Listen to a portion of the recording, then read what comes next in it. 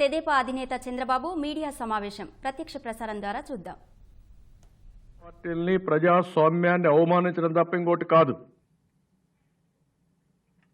ఎందుకు రాజకీయ పార్టీలు మీటింగ్లు పిలిచారు? పిలిచిన తర్వాత ఎందుకు చేశారో సమాధానం చెప్పాలి. ఇంత మునిపే మీరు ఒకసారి చూస్తే ఫార్మర్ ఎన్నికల కమిషన్ రమేష్ కుమార్ ఉన్నప్పుడు ఒక లెటర్ రాశాడు గవర్నమెంట్ ఆఫ్ ఇండియాకి. ఎలక్షన్లో ఏదైతే ఇవన్నీ కూడా కోవిడ్ వచ్చిన తర్వాత ఎలక్షన్స్ జరిగిన తర్వాత ఒక లెటర్ రాశాడు. నేను అవన్నీ డాక్యుమెంట్స్ మీకు ఇస్తున్నా, ఎందుకు మేము ఇవన్నీ చేశామని. At the completion of stage 1 elections itself, which had witnessed unprecedented violence and intimidation by the ruling party. ఇది గవర్నమెంట్ ఆఫ్ ఇండియాకి సెక్రటరీ హోమ్కి రాసిన లెటర్ ఇది. తర్వాత ఇంకా further details. There were about 35 incidents of prevention of nominations, 23 incidents of forcible withdrawals and 55 incidents of violence targeting the principal political opposition parties that are Telugu Desam, BJP and Janasena. ఇంత స్పష్టంగా letter రాసి దీన్ని discuss చేయాలి, ఇవన్నీ కూడా చేయాలని నిన్న ప్రమాణ స్వీకారం చేసిన 1 అవర్లో వరలరామయ్య గారు పోయి రిప్రజెంట్ చేశారు. రిప్రజెంట్ చేసిన తర్వాత మీరు పొలిటికల్ పార్టీస్ మీటింగ్లకు పిలుస్తామని చెప్పి, లీగల్ ఒపీనియన్ తీసుకుంటామని చెప్పి సాయంత్రానికి నోటిఫికేషన్ ఇచ్చారంటే దీన్ని ఏ విధంగా అర్థం చేసుకోవాలని నేను అడుగుతున్నా. ఇంకొక విషయం కూడా ఇక్కడ చూస్తే ఎంపీటీసీ ఎలక్షన్స్ ప్రజలందరూ గుర్తుపెట్టుకోవాలి. ఇది ఒకసారిగా జరిగింది. స్థానిక సంస్థల ఎన్నికలు జరుగుతూనే ఉన్నాయి. అయితే అప్పుడప్పుడు ఇంప్రూవ్మెంట్ జరుగుతూ వచ్చింది. ఒకప్పుడు ఆఫీసర్లు ఒక పంచాయతీరాజ్ సెక్రటరీ ఎన్నికలు పెట్టే పరిస్థితి నుంచి ఈరోజు స్వయం ప్రతిపత్తి కలిగినటువంటి ఒక ఎన్నికల కమిషన్ రాష్ట్ర స్థాయిలో ఎన్నికలు నిర్వహించే పరిస్థితికి వచ్చారు. ఉదాహరణకు 2014లో ఎంపీటీసీలు 16,589 గాను 346 యునానిమస్ అయినాయి, అంటే 2%. నిన్న 9,696కి 2,362 అయినాయి, అంటే 24%. దీనికి సమాధానం చెప్పమంటున్న ఈ ఎన్నికల కమిషన్కి, మీరు ఎన్నికలు పెడతామంటున్నారు, మీకు అర్హత ఉందని అడుగుతున్నా నేను. You answer this. గుడ్డిగా సంతకాలు పెట్టడం కాదు, ఇక్కడ లాలోచిపడడం కాదు. ఇంపార్షియల్గా ఎన్నికలు కండక్ట్ చేసే పరిస్థితుల్లో మీరు ఉండాలి. ఫ్రీ అండ్ ఫేర్ పోల్ జరగాలి. జడ్పీటీసీలు 96కు 1 2014లో, అంటే 0.09%. ఇప్పుడు ఎన్ని జరిగాయి? 652కు 126, అంటే 19% యునానిమస్ జరిగాయి. ముఖ్యమంత్రి పెద్ద పోటుగాడు. ఆయన జిల్లాలో ఎంపీటీసీలు 553కి 439 యునానిమస్ అవుతాయి, అంటే 79%. జడ్పీటీసీలు 50కి 38 అవుతాయి, అంటే 76%. Answer this. అంటే ప్రజాస్వామ్యం అంటే అపహాస్యం చేసి, రౌడీజం చేసి ఇష్టానుసారంగా చేయడం కాదు. 2479లో 1143 చోట్ల బలవంతపు ఉపసంహరణ, ఏకగ్రీవ ఎన్నికలు కావాలి వీళ్లకు. 216లో నామినేషన్లు తిరస్కరించారు. 325 చోట్ల నామినేషన్లకు అడ్డంకులు సృష్టించారు. ఇంకొక పక్కన జడ్పీటీసీల్లో 96 చోట్ల బలవంతపు ఉపసంహరణ, 19 చోట్ల నామినేషన్లు తిరస్కరించడం, 8 చోట్ల నామినేషన్స్కు అడ్డంకులు క్రియేట్ చేయడం. ఎంత దారుణంగా తయారైపోయారంటే పోలీసులు ముందుగానే పోయి పోటీ చేస్తామంటే బెదిరిస్తారు, పోటీ చేయొద్దని హెచ్చరిస్తారు. కాదు మేము ఒక పార్టీలో ఉన్నాం మేము చేస్తామంటే కేసులు పెడతా ఉంటారు. ఎక్కడికక్కడ మీరు ఒకసారి చూస్తే ఎర్ర చందనం మీ ఇంట్లో పెడతాం, 2 బాటిల్ తీసుకొచ్చి పెడతాం, ఏదో ఒక కేసు పెడతాం, జైల్లో పెడతాం, దగ్గరగా చేయొద్దని చెప్పడం. ఆ తర్వాత కాదు అని నామినేషన్కి వెళితే నామినేషన్కి వెళ్ళినప్పుడు రానియకుండా అడ్డంకులు సృష్టించడం, ఎక్కడికక్కడ అడ్డం పడిపోవడం, అక్కడి నుంచి నామినేషన్లు రిజెక్ట్ చేసేయడం ఎంత దారుణమండి. అదేవిధంగా ఫోర్జరీ ఇచ్చి నామినేషన్లు ఉపసంహరించడం, ఎక్కడ చూసినా బలవంతపు ఏకగ్రీవాలు, అడుగడుగున ఎన్నికల కమిషన్ కానీ ఏమి రూల్స్ లేవు, కోడ్ ఆఫ్ కండక్ట్ లేదు, ఏమీ లేదు. ఇది అయిన తర్వాత వాలంటీర్లు బెదిరిస్తారు. నువ్వు వస్తే అమ్మ ఒడి లేదు, లేకపోతే పెన్షన్లు రావు, రేషన్ కార్డు ఉండదు, అదే మరిగా ఫార్మర్స్ రైతు భరోసా ఉండదు, కాపు నేస్తం కానీ అన్నీ కూడా ఏమి ఇవ్వమని బెదిరించడం, మాకు తెలిసిపోతుంది అని బెదిరించి ఓట్లు వేయించుకోవడం. ఇదైన తర్వాత డబ్బులు విపరీతంగా డిస్ట్రిబ్యూట్ చేయడం, వసూళ్లు చేయడం, ఆ డబ్బులు తీసుకురావడం, మళ్ళా ఖర్చు పెట్టడం, ప్రలోభాలు పెట్టడం, ఇష్టానుసారంగా చేయడం. ఇంత మునుపు కౌంటర్ మ్యాండ్ కూడా చేశారు.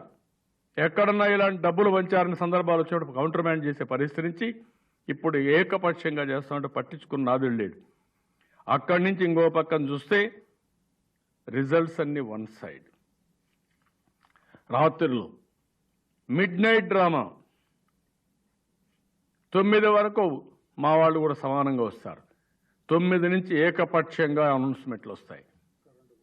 కరెంటు పోతుంది, ఏజెంట్లు బయట తీసుకొస్తారు, కౌంటింగ్ ఏజెంట్ని వన్ సైడ్ అనౌన్స్ చేస్తారు. సింగిల్ డిజిటే ఉండాలంటే అవే నామినే కౌంట్ చేయాలంటే కాదు, రీకౌంటింగ్ ఏవైనా చేసి 200 ఓట్లు వచ్చినా 300 ఓట్లు వచ్చినా చేసి 3 సార్లు, ఒకసారే చేయాలంటే 3 సార్లు చేసి కడాన్ని డిక్లేర్ చేస్తారు. ఏమవుతున్నది? ఎన్నికల కేసు. ఎన్నికల కేసు ఎప్పుడు తిరుగుతుంది? 2 ఏళ్లకో 3 ఏళ్లకో 4 ఏళ్లకో. దాని మీద ఎవరికి ఇంట్రెస్ట్ ఉంటుంది? ఎవరికి ఇంట్రెస్ట్ ఉండదు. పోయింది పోయింది, నా టైం ఎక్కడ వేస్ట్ చేసుకుంటాం, నేను ఎక్కడ పోరాడతాననే పరిస్థితికి వచ్చేస్తున్నారు.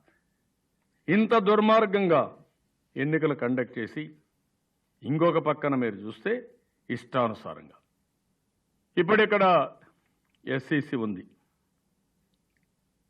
ఒకప్పుడు ఇవి చీఫ్ సెక్రటరీ, తర్వాత ముఖ్యమంత్రికి అడ్వైజర్. ఈవిడ చీఫ్ సెక్రటరీగా ఉన్నప్పుడు హైకోర్టు పిలిచారు, ఈవిడ్ని బోనెక్కిచ్చారు. ఏవైతే పంచాయతీ బిల్డింగులు కలర్లు వేశారు, ఇష్టానుసారంగా చేశారు, అవి ఎందుకు మేము ఆర్డర్స్ ఇస్తే చేయరని కంటెంప్ట్ కింద పిలిపించి చీవాట్లు పెట్టినా పట్టించుకోలేదు. అది ఆవిడ రాజభక్తి. ఆవిడ ఇప్పుడు ఎన్నికల కమిషన్.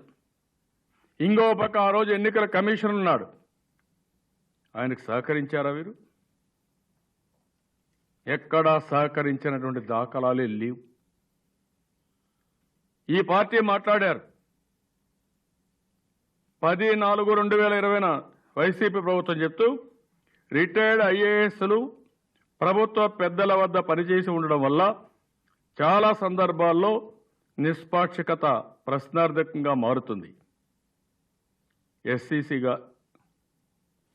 రిటైర్డ్ హైకోర్టు జడ్జిని నిర్ణయించాలని నిర్ణయం తీసుకున్నాం. హైకోర్టు రిటైర్డ్ జడ్జిని నిర్ణయించాలని నిర్ణయం తీసుకున్నాం. ఎందుకు చేయాల? ఇప్పుండే ఎస్సీసీ హైకోర్టు జడ్జా? ఎందుకు చేయలేకపోయారు? సమాధానం చెప్పని అడుగుతున్నాను. ఇవన్నీ చూస్తూ ఉంటే ఇంకొక పక్కన ఈ కేసు సుప్రీంకోర్టులో చాలా స్పష్టంగా ఆర్డర్స్ ఇచ్చారు. ఈ కేసులో మీరు ఒకసారి చూస్తే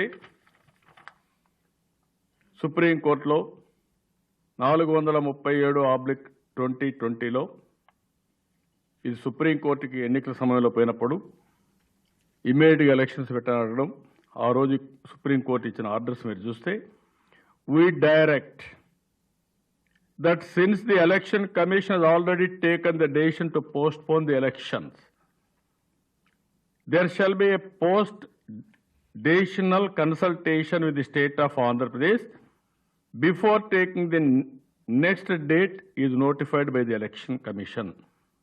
The model code of conduct for the election shall be reimposed 4 weeks before the date of polling. చాలా స్పష్టంగా the model code of conduct for the election shall be reimposed 4 weeks before the date of polling. ఈవిడ కూడా chief secretary కదా, ముఖ్యమంత్రికి అడ్వైజరే కదా, చదివారా supreme court decision మీరు? ఇవన్నీ కూడా గుర్తుకొస్తాయనే కదా మీరు రాత్రి చీకటి ఆర్డర్ ఇచ్చారు. ఎందుకు ఇచ్చారు నేను నోటిఫికేషన్? You answer this. అంటే సుప్రీంకోర్టు వైలేషన్ పర్వాలేదు, ఏముంది చీవాట్లు పెడతారు అంతే కదా.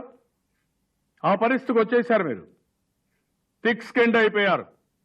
ప్రజాస్వామ్యం ఏమైనా పర్వాలేదు, సాంప్రదాయాలు ఏమైనా పర్వాలేదు, కోర్టు డెసిషన్స్ ఏమైనా పర్వాలేదు, మీకు కావాల్సింది ఆ ఉద్యోగం కావాలి, ఆ కుర్చీ కావాలి.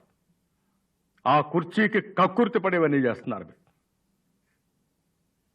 అన్ని రాజకీయ పార్టీలు అపోజ్ చేశాయి. జనసేన హైకోర్టుకి వెళ్ళారు. మేము నిన్నే పోయి చెప్పాం, బీజేపీ చెప్పారు, సిపిఐ చెప్పారు, అందరూ చెప్పారు, కాంగ్రెస్ కూడా చెప్పారు, అందరూ చెప్పారు. ఎందుకు యాక్ట్ చేయలేదు మీరు? ఇంత స్పష్టంగా we further direct that the present development activities which have already been undertaken shall not be interrupted till the model code of conduct is reimposed. However, if the state government wishes to undertake any fresh development activities, they shall do so only with the prior permission of the respondent, that is Election Commission. ఇంత స్పష్టంగా orders ఇస్తే ఏమాత్రం సిగ్గుపడకుండా, ఏమాత్రం సంకోచించకుండా, ఇంత day time murder of democracy ఎక్కడ? ఏంటి? ఎవడిచ్చాడు మీకు ఈ అధికారం? ఇంకొక పక్కన చూస్తా ఉంటే ఏదైతే ఎన్నికల కమిషన్ ఇటీవల కోర్టులో అఫిడవిట్ వేసినప్పుడు, ఏదైతే ఇవన్నీ జరిగినప్పుడు అరుణ్ కుమార్ గోస్వామి, జస్టిస్ ప్రవీణ్ కుమార్ ఇచ్చినప్పుడు, జడ్జిమెంట్ ఇచ్చినప్పుడు, ఎన్ని ఎలక్షన్స్ పోస్ట్ పోన్మెంట్ ఇచ్చినప్పుడు, however the honorable Supreme Court directed that there shall be a post-decisional consultation with the state of Andhra Pradesh before the next date is notified by the Election Commission. As the elections were postponed, the Honorable Supreme Court directed that the model code of conduct for the election shall be reimposed 4 weeks before the notified date of polling. It was also directed that the developmental activities which had already been undertaken shall not be interrupted till the model code of conduct is reimposed. Reimpose నిన్న చేస్తే 4 weeks ఉండాలి కదా. ఇది election commission వేసినటువంటి affidavit అవునా కాదా? Once election commission affidavit వేస్తే దానికి మీరు బద్దులవునా కాదా? I'm asking straight question. అంటే ఎలక్షన్ కమిషన్కి ఒక్కొక్కరికి ఒక రూల్స్ ఉంటాయా? కోర్టు డైరెక్షన్ మీ ఇష్ట ప్రకారం ఫాలో అవుతారా మీరు? అదే మాదిరిగా ఇంకొక పక్కన చూస్తే, దీన్ని ఇంకా సపోర్ట్ చేయడానికి చూస్తే, Election Commission of India 2 August 2013లో అందరికి సర్క్యులేట్ చేసినప్పుడు, ఇది subject judgment dated 5/7/2013 of the Supreme Court of India in SLPC number 21455 of 2008 and TC number 112 of 2011, S. Subramaniam Balaji versus to Government of Tamil Nadu and others, framing of guidelines for election manifesto regarding. I am directed to invite a reference to Commission's letter so and so dated 8 July 2013 in the above matter. You may recall that the said judgment, the Supreme Court has directed the Election Commission to frame guidelines and election manifesto in consultation with the recognized political parties to be included as part of the model code of conduct.